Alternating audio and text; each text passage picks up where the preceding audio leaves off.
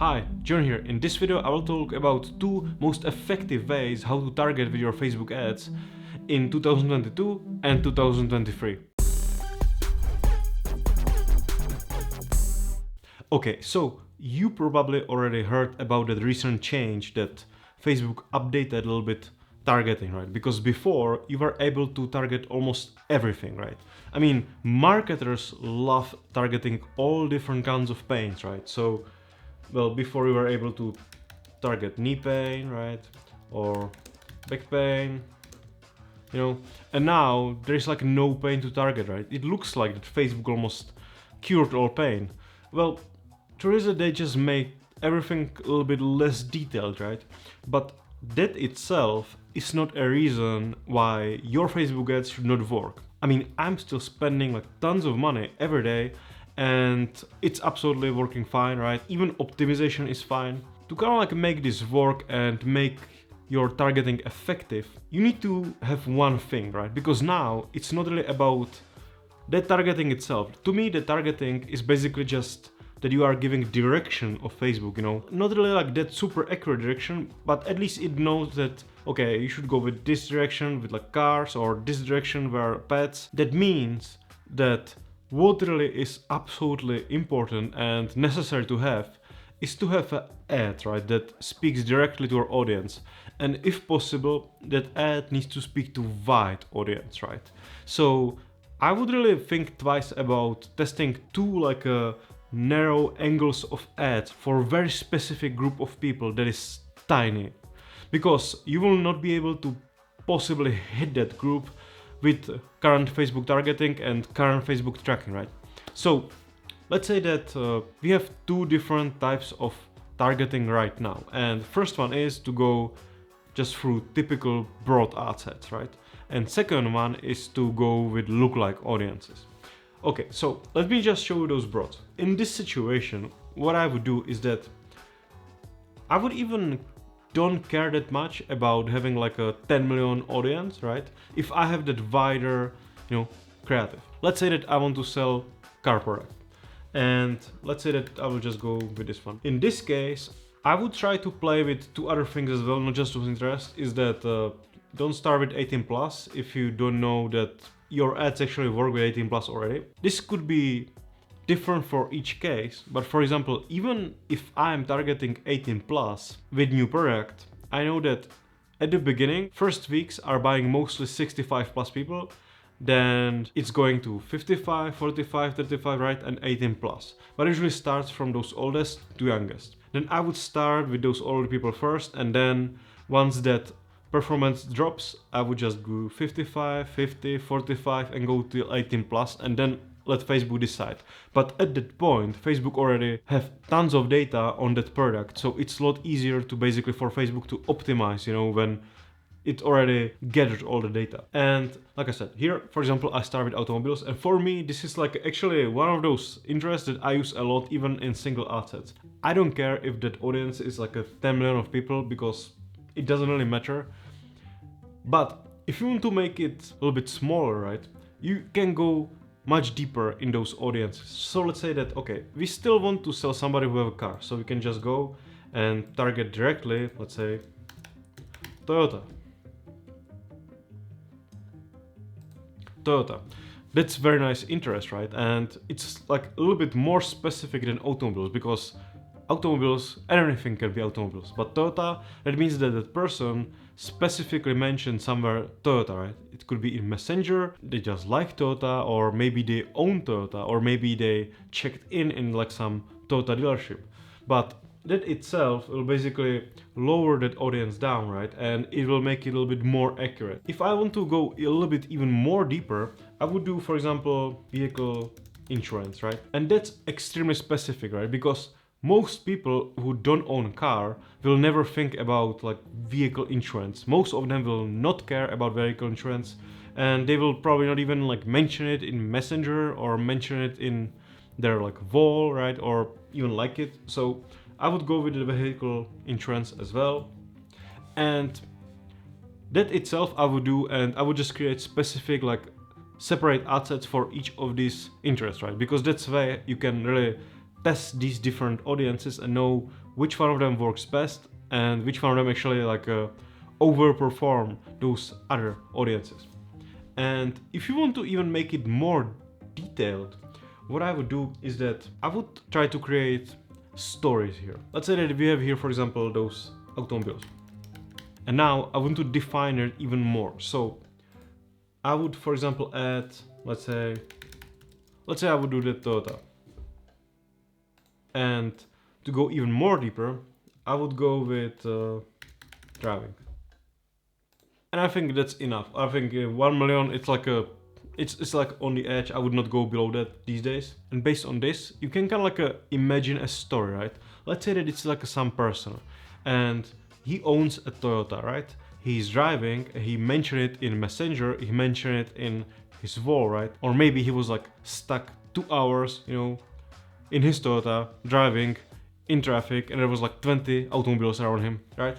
You can just try to imagine these kind of like stories and like combine these interests, test them and see which one of them is actually working really well. And if you don't want to go with only broads, you can actually go with lookalike audiences as well. And I like it a lot more when it comes to these combinations. I don't actually combine that much in those broads. I try to keep them wide. So let's see that we have here audience, right? So first we can start, let's say that with some small percentage, right? So to me, when it comes to lookalike audiences, well, you have multiple of them. I think there are 2 audiences that really make sense these days, you know, in a world where tracking is like not really that working well. And first one is definitely your database, right? Because that's like very accurate and it's possible that Facebook will really find tons of people, you know, create like great audience from that.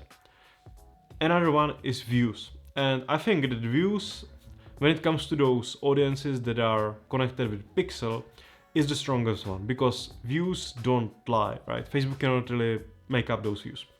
And most powerful views is that audience made from 95% and 75%. And it basically means that everybody who watched at least 95% of your video in ad or 75% video in ad will be in that audience. And that's actually like very interesting because on Facebook, people have like very short attention spans, right? So if somebody like sit there and watch like 1 minute of your video, it's like a long time for Facebook. Like they just like move so fast, right? And if the person was magnetized to that video for like 95%, that's a lot, okay? So I use that and I create audiences from that, right? And if you have, for example, these like a small percentages, right, like 1%, I think it even makes sense to basically keep that percentage like just as like a single ad set, right? So usually I test like I have ad set for 1, ad set for 2, ad set for 3. I don't really like stack like the 3 of them on top of each other. I usually create like a 1% lookalike audience, 2% lookalike audience, 3% lookalike audience, right? That, and then I test them separately in ad, so I know which percent works a little bit better and overperform those other percentages. I know that all these people that are in 1% are already in 2%, right? But at least to me, it's a little bit more in order, right? It makes sense and I can kind of like at least I think I can control it because otherwise it's too chaotic for me. So I do it like that, right? And then, for example, if you have, let's say that we have 5, right? And we will use that 5. And then what I would do sometimes is that I will actually combine it with some interest, right? So let's say that we have that interest like automobiles. And see, so that's like probably even better than anything else, right? So if you have, for example, like 8% of 95% view audience, and then you combine it with that like automobile interest, that really is very powerful because first, those views already have that data of that person who watched it, right? So that person was interested in cars, right? And then you also give it another like a kick or the push with that other like interest targeting, right? With those automobiles, and that itself will make it like very accurate, right? And if you have that nice creative that is like for that wide audience, these tend to work very well. And to me, I use them a lot more than even those broads because this is where I'm working with audiences that have real data, right? I don't really trust, for example, audiences from add to carts or purchases, because when it comes to that pixel, right? Because Facebook cannot really track it. I mean, yeah, I mean, you can use something like Hyros because I know that they feed the pixel, right?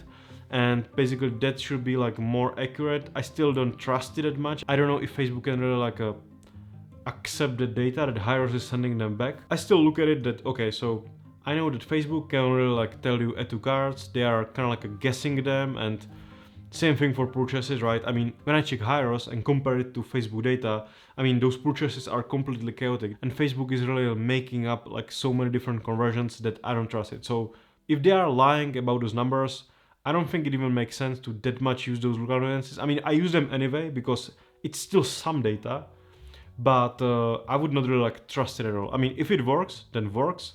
Use it, right? But if it doesn't work, then, well, just don't bother and focus on those views and combine them with those interests, or just focus only on those interests. And these two ways usually works well. What I would not do is to really try to have everything in like a one basket, right? And I see it a lot, right? When it comes to, for example, agencies or people who don't, for example, know how to properly track, don't have third-party tracker, is that these people usually try to put everything in like a one big ad set, and then they launch it, and then they really hope and pray to all gods that that ad set will work. But this way, it's like a roulette, right? That's why I have like multiple ad sets. I need even more ad sets now than these days than actually I had in 2017. Because this way I can really control what audiences are working, and then like kill them in time so they don't burn money, launch more, right? So I mean, it's more work, but I can get like a lot more money from that, right? Way more than if I would have like two ad sets and then hope that one day they will work, you know, and one day there is like one that spends all money and is like one ROAS, second one is like 3 ROAS, right? And you constantly have these up and downs because you have all your money basically in 1 or 2 or 3 things, right? And there's just like so many different ways that can go wrong with it. But if you have like multiple ads, like tens of them, hundreds of them, I mean, yeah, the management could be more difficult, right? But if you are making money, I mean, that's not really that difficult. I mean, in the past, in 2015, when there was not even like that option to almost like use rules, I just have 5 different assistants, right? They were constantly logging like multiple times per day, and based on rules that I created them, they were just stopping them. So it's absolutely doable, and you will have it more under control. And in my next video, I will actually explain you how to manage these small ad sets and how to create rules, you know, when to stop what, so you don't really overspend on them. So thank you very much for watching this video, and I hope this helped. Actually, there's no reason why this shouldn't work, because I spent all my money on this, and well, I tested this on multiple numerous business managers, tons of ad accounts, and it worked every time. So this structure definitely works, right? This type of targeting works. And in the next video, I will show you how to actually manage all these things, so you are not really like scaling losses, right? And if you are in position where you want to increase your sales and you have a proper brand, definitely schedule a 15-minute demo call with my Facebook advertising agency at Federation. And before actually I even start my advertising agency, if you watch my videos, I actually had my own 8-figure e-commerce stores, and still till this day I still run my own stores, and we still spend tens of thousands of dollars of our own money on Facebook every day. So if you want to be scaled and work with somebody who have their own skin in the game, definitely click on that link below and schedule a 15-minute call with my team. So thank you very much, and I will see you in the next video. Bye.